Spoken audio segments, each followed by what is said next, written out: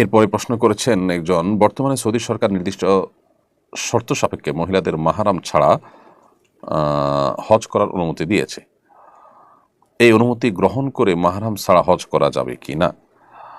দেখুন, প্রথম কথা হলো যে মাহারাম ছাড়া মেয়েরা হজে যাবেন না, এ ব্যাপারে পরিষ্কার হাদিস রয়েছে। নবী করিম সাল্লাল্লাহু আলাইহি ওয়াসাল্লাম বলেছেন, লা তুসাফিরুল মারআতু ইল্লা মা যি মাহরিম, কোনো নারী সফর করবেন না মাহারাম ছাড়া। এটা হলো যখন কারোর হজ করতে হলে সফরের দূরত্ব ক্রস করে যেতে হয়। যিনি হজের এলাকাতেই আছেন তিনি যদি একা একা হজ করে ফেলেন তার হজ হয়ে যাবে, কারণ এটা সফরের দূরত্ব নয়। আর যারা সফরের দূরত্ব থেকে আসবেন তারা মাহরাম সাথে নিয়ে আসবেন, এটাই হলো সংখ্যাগরিষ্ঠ ইমামদের ফতোয়া। যদিও এক্ষেত্রে কোনো কোনো আলেমের ভিন্ন মত রয়েছে।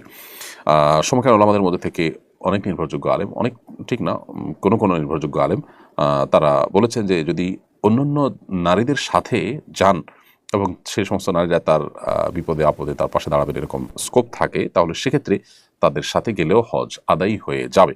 তো এরকম শক্তিশালী মত কিন্তু রয়েছে।